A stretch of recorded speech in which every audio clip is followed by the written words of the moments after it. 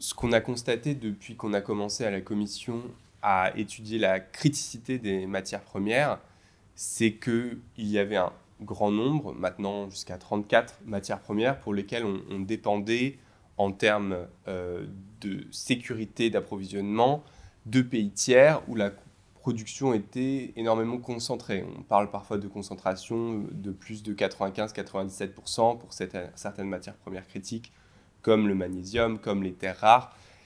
Et en même temps, on a réalisé qu'on avait besoin de ces matières premières critiques pour développer, construire les technologies qui sont nécessaires à l'atteinte d'objectifs politiques. Donc, pour rendre ça plus concret, je pense par exemple au fait que pour développer des énergies renouvelables, on a besoin d'éoliennes, on a besoin de panneaux solaires, et la construction de ces panneaux solaires ou de ces éoliennes repose par exemple sur les terres rares, donc du dysprosium pour faire des aimants permanents qu'on utilise dans ces technologies.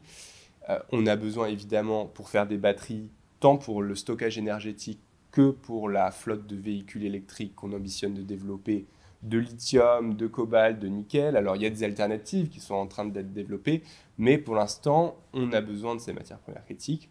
On a une demande qui augmente de manière faramineuse.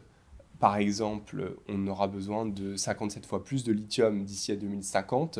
C'est des chiffres qu'on a développés au sein de la commission. Et pour faire face à cette concentration qui est déjà un état de fait actuel, plus cette hausse de la demande future en matières premières critiques, qu'importe le scénario d'ailleurs, même si on en réduit nos consommations de manière XY, si on fait plus de covoiturage, on aura quand même besoin de plus de lithium, eh bien, on doit, au niveau européen, agir pour s'assurer que l'on puisse subvenir aux besoins de notre industrie pour qu'elle puisse réaliser cette transition.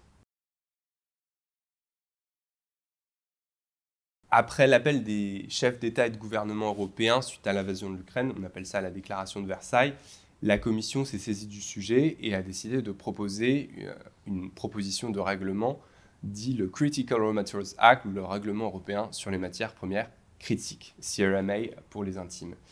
Et du coup, ce texte, il a été proposé très rapidement et il a été négocié par la Commission avec les co-législateurs, que sont le Parlement et le Conseil de l'UE, de manière très très rapide. On a eu un accord en 8 mois, ce qui est assez exceptionnel au niveau européen, pour montrer que tout le monde était plutôt d'accord pour avancer sur ces sujets-là.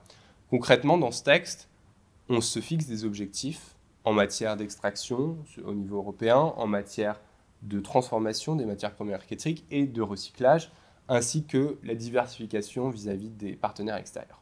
Ça guide notre sélection de projets dont je vais vous parler, mais également les investissements privés qui sont du coup plus au fait de ce que demande l'Union européenne et de quelles sont ses ambitions. Ce qu'on compte faire pour atteindre ces objectifs, c'est de soutenir des projets concrets en Europe et ailleurs à différents échelons de la chaîne de valeur des matières premières critiques. Et ces projets, ils vont devoir répondre à des hauts niveaux d'exigence environnementale, sociale et de gouvernance, évidemment. Et en retour, ils vont bénéficier davantage en termes de permis, c'est-à-dire que les réponses d'octroi de permis devront être faites sous un calendrier prédéfini avec les États. Elles auront accès à des interlocuteurs uniques. Elles bénéficieront de soutien des différents partenaires financiers que la Commission regroupera dans un futur board des matières premières critiques au niveau européen. Et donc ça, c'est une des composantes essentielles du CRM Act. Une autre composante, pour finir là-dessus, c'est tout ce qu'on fait en termes de recyclage pour essayer de trouver d'autres moyens d'avoir accès à ces matières premières critiques avec le développement d'un marché secondaire. Et donc, on a par exemple des mesures qui sont sur la recyclabilité des aimants permanents qui contiennent des terres rares. On demande aux États membres de développer des stratégies sur la circularité des matières premières critiques.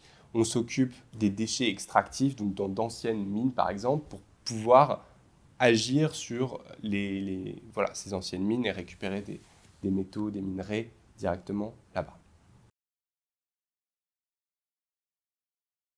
Évidemment, on est conscient que l'Europe ne peut pas être complètement autosuffisante en termes de matières premières critiques et qu'une des nécessités, c'est de diversifier son approvisionnement.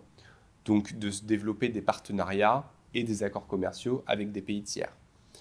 Les partenariats qu'on développe, on l'a fait avec une dizaine de pays, par exemple le Canada, le Chili, l'Argentine, la Namibie ou la République démocratique du Congo, pour pouvoir investir mutuellement dans nos chaînes de valeur respectives, pour s'assurer qu'il y ait des projets conjoints qui émergent, qu'il y ait des investissements qui se fassent entre les frontières, pour aussi échanger sur des problématiques ESG, environnementales, sociales et de gouvernance, afin qu'on puisse échanger les meilleures pratiques d'un pays à l'autre ou d'un bloc à l'autre. Donc ça, c'est une diplomatie qu'on développe à tout va depuis notre premier plan d'action sur les matières premières en 2020.